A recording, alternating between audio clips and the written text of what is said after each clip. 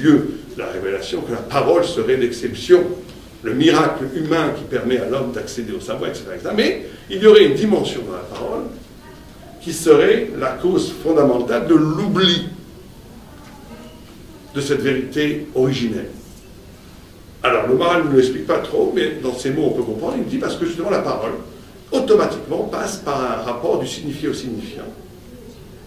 Il y a toute des mots qui renvoient à des choses, des mots qui renvoient à des concepts, des mots qui renvoient à des idées. Et justement, dans cette séparation entre la désignation, dans le mouvement, c'est plus que le fait qu'il y ait des mots et des choses, qu'il y ait des mots et des idées. Il y a dans la gestuelle même, dans le mouvement même du discours, déjà une anticipation d'une séparation entre l'intelligence et l'apparition de cette intelligence. Elle est ailleurs. Il faut la désigner. Il y a moi, mon système à moi, qui s'en réfère à un ailleurs. À mon système à moi qui élabore, à partir du discours, une pensée cohérente qui essaie de restituer ce qui est ce que je cherche, que je désigne. Et c'est ce mouvement-là qui est indispensable, sinon il n'y aurait pas aucune possibilité de savoir, aucune possibilité même de compréhension. Mais ce mouvement-là, dans son essence, établit, émancipe un oubli d'une présence au concept qui ne passe pas par une désignation, qui ne passe pas par une nomination, mais qui passe par l'évidence spirituelle de ce qui m'est adressé, ce qu'on appelle la révélation. Et donc, il y aura dans ce qu'on appelle dans la Torah, ce qu'on appelle le organus, la lumière qui est cachée, parce que justement elle est cachée. Elle est cachée, mais elle est fondamentale, et on verra à la fin quelle est la source même du savoir rationnel. Alors, nous découvrons donc dans la Torah qu'il y aurait deux horizons du sens. Ces deux horizons du sens ont des incidences très importantes dans la pensée, notamment dans la pensée judaïque médiévale.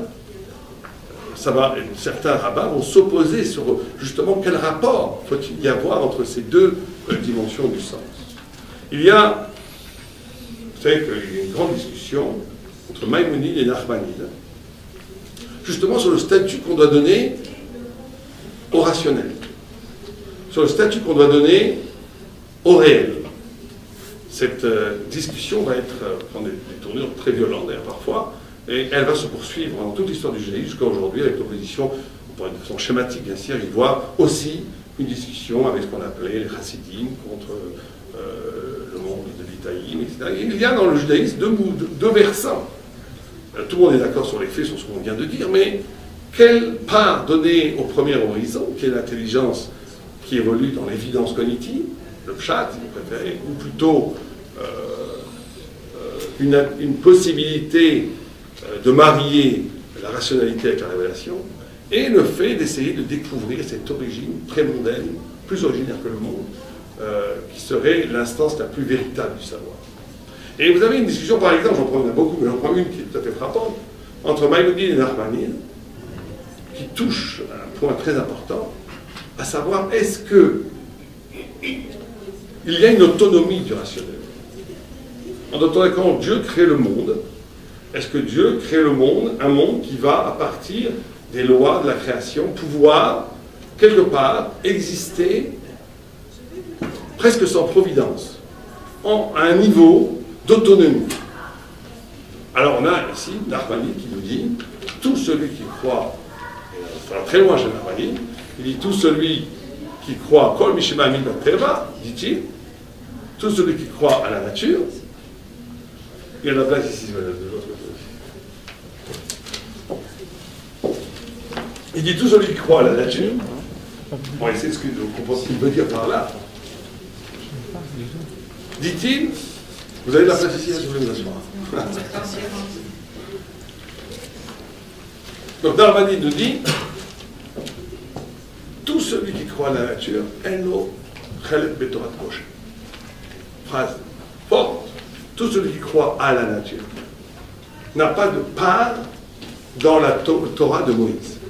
Et il va très loin, puisqu'il dit tous les milliers de mouvements de papillons dans l'air, les milliards de mouvements de poissons dans l'océan, les milliards de grains de poussière dans l'air qu'on ne voit pas mais qui sont là, hein, il suffit des fois des lumières, toute cette danse des particules, par milliards, tout ça est orchestré par Dieu. Au point où il considère que les règles scientifiques ne sont qu'une répétition de la volonté divine. Le soleil se lève tous les jours à l'est, parce que Dieu le fait lever, il fait tourner la Terre, mais pour le lendemain le faire tourner comme ça, c'est comme s'il donne un exemple, c'est comme si quelqu'un voyait tous les matins, il n'aurait pas d'autre élément, une femme qui va traire sa vache tous les matins à 8 heures, en ouvrant sa fenêtre, il voit une femme qui a une journée, 2 journées, 1 an, 2 ans, 10 ans, 20 ans, 30 ans, 40 ans.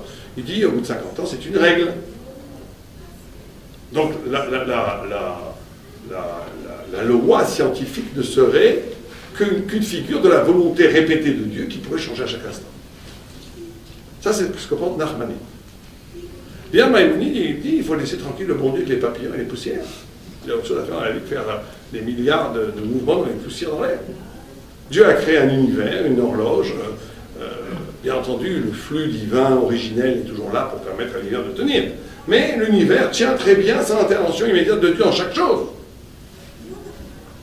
Beaucoup de personnes ont attaqué Maïmonide en disant c'est une influence de l'Aristote, c'est faux, etc., etc. Mais bon, Maïmonide, c'est le grand texte de la synagogue, il fait partie d'un des versants de la Torah absolue dans lequel il faut rendre compte.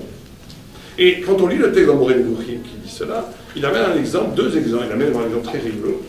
Il amène un exemple de Mohamed, non, Zaïd, qui a un moucheron sur son pied, et vous avez Abdallah, l'image n'est pas très belle, mais qui crache un gros glavio sur le moucheron et qui tue le moucheron. Et Maïmonide pose la question, est-ce que la mort tragique de ce pauvre moucheron, de ce pauvre moustique, est voulue par Dieu? Alors Nachmani dit, oui, bien sûr, tout est voulu par Dieu. Bien Maïmonide, il n'est pas voulu par Dieu, il était au mauvais moment, au mauvais endroit, au mauvais moment. Et il dit cette phrase, je sais que ça va te paraître étrange, dit-il, ce que je te dis, mais réfléchis bien, j'ai raison. C'est quand on dit ça, on dit qu'est-ce qui se passe, Maïmonide est en train de rompre avec la tradition religieuse que En Od Milvado, que Dieu fait tout, qu'est-ce que c'est que cette histoire? Mais quand on lit un peu plus loin le texte, il dit une phrase extraordinaire qui, moi, m'a fait personnellement frissonner. Il dit parce que la Hashgacha, ce qu'ils appellent la providence, et bien, Erer, je vous le traduis en hébreu, en français, est relative à la Chochma, à l'intelligence. Il dit, donc Maïmonide nous présente, effectivement, il y a 2 champs. Il y a bien sûr des interventions divines, mais elles se méritent, elles ne sont pas innées, elles ne sont pas données, elles ne sont pas gratuites. Un homme qui resterait dans le niveau de la nature sera déterminé, soumis aux lois de la nature. Un homme qui est capable d'avoir de l'intelligence, qui appelle la chokhma, pourra accéder à un niveau existentiel, à un niveau de vie, où effectivement il y aura une intervention miraculeuse ou pas miraculeuse de Dieu. Mais c'est là où on voit la discussion, c'est est-ce qu'il existe une indépendance du réel, un esterpanim, un voilement du divin tellement fort que le monde aurait une sorte d'autonomie, et il y aurait dans ce monde autonome quelque chose qui est presque oublié par Dieu, qui ferait qu'on pourrait vivre dans ce monde selon les règles naturelles, et ne mériterait de s'arracher de cette dimension du naturel que celui qui fait l'effort d'être intelligent. L'intelligence serait la clé pour s'arracher au déterminisme du premier niveau de la création, pour arriver à une relation au divin où le miracle devient possible. Voilà la thèse de Maïmonide. Alors, quand on lit intelligence, ce n'est pas l'intelligence mathématique, ce n'est pas l'intelligence un peu conceptuelle, ce n'est pas la sophistication de la pensée. Maïmonide précise un peu plus dans sa pensée, l'intelligence, c'est la capacité de justement avoir un engagement existentiel qui dépasse l'intérêt. Ça veut dire que quand je fais quelque chose, pour dire les choses un peu bêtement, mais moi ça mérite de faire comprendre. Imaginez que je suis très fatigué, je rentre, nous sommes fatigués, nous rentrons d'une journée de travail abominable, le patron n'était pas content, ma femme a fait la tête, elle est sortie, bon, une journée terrible. Ma banque m'a appelé en me disant j'avais un découvert, allez savoir ce qui se passe, tous les malheurs possibles du monde, et je ne veux qu'une chose, prendre un bon bain, prendre un bon thé, me mettre un peu de musique de Bach ou de rock'n'roll, chacun selon ses goûts, écouter un peu de musique, me reposer, je ne veux rien voir, ni rien entendre, je suis trop fatigué. Et à ce moment délicieux, où le thé a commencé à frémir après avoir pris le bain, ou au moment où je m'apprête à prendre le bain, j'entends à la porte quelqu'un qui frappe à la porte.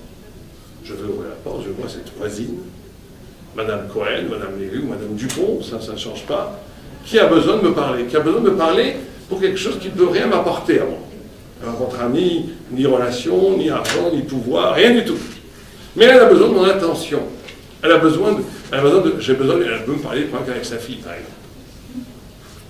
Alors ici, il y a effectivement une attitude de dire, va rétro Satanas, madame, papa, non, je ne peux pas, revenir plus tard peut-être, je ne sais pas, mais je ne peux pas.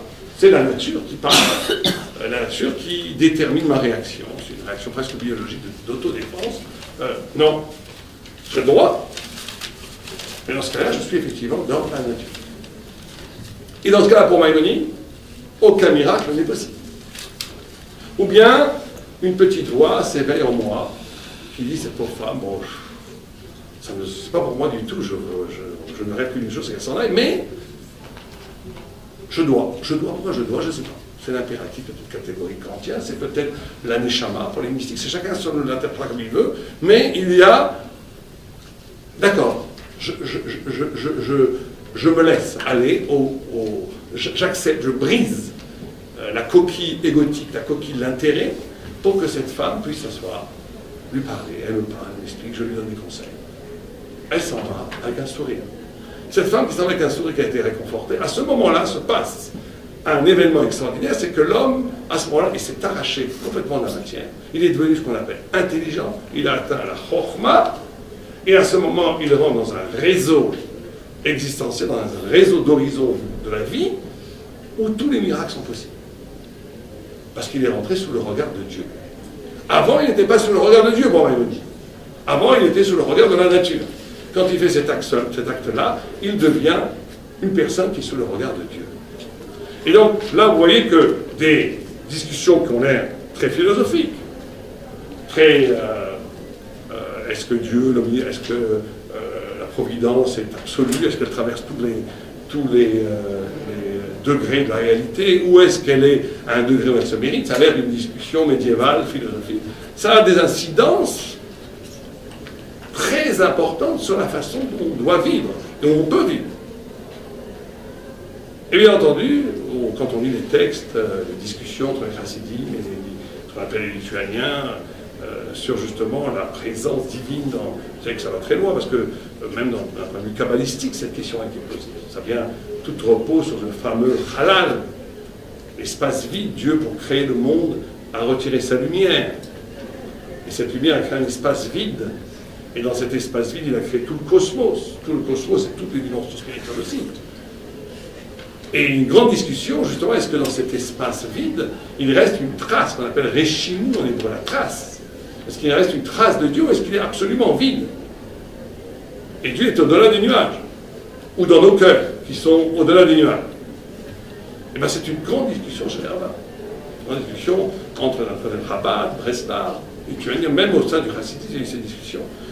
Est-ce que, effectivement, le monde, tel qu'il est désinvesti d'une présence évidente de la divinité, et certains, ceux qui ne le pensent, ne sont pas des rationalistes, ils pensent que ceux qui ne le pensent pas tombent dans la superstition, ou tombent dans un rapport presque idolâtre à la réalité, qu'il faut donner à la réalité son poids d'absence de Dieu.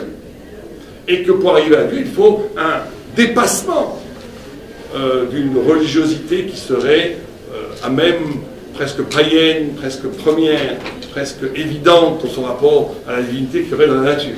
Et d'autres rabbins disent non, dans le moindre froissement, dans le moindre frémissement des fleurs, des arbres, dans le rapport à la nature, le rapport au sourire de l'autre, le rapport au monde, s'opère déjà une révélation fabuleuse de Dieu parce qu'il reste la trace de la divinité dans ce qu'on appelle l'espace vide, le Chalal Apanoï. Et donc, bien entendu que ces dimensions-là vont avoir une incidence très importante non seulement sur l'étude. Comment est-ce qu'on va comprendre un texte de Gemara? Comment est-ce qu'on va comprendre un texte? Est-ce qu'on doit simplement le comprendre à un niveau même très sophistiqué, mais où il faut que toute la rationalité y soit respectée? Ou est-ce que déjà même dans le niveau du Pshat, dans le même premier niveau, il faut y voir déjà des allusions à une dimension du sacré et du saint qui est déjà prégnante et présente? Alors, La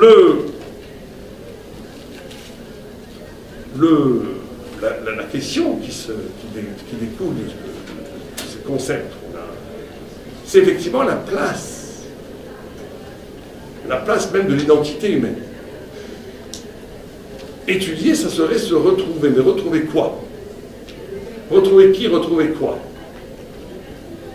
Alors pour comprendre cela, c'est que quand la Torah a été donnée, il y a un passouk, un verset à la Torah tout à fait étonnant, au moment du don de la Torah.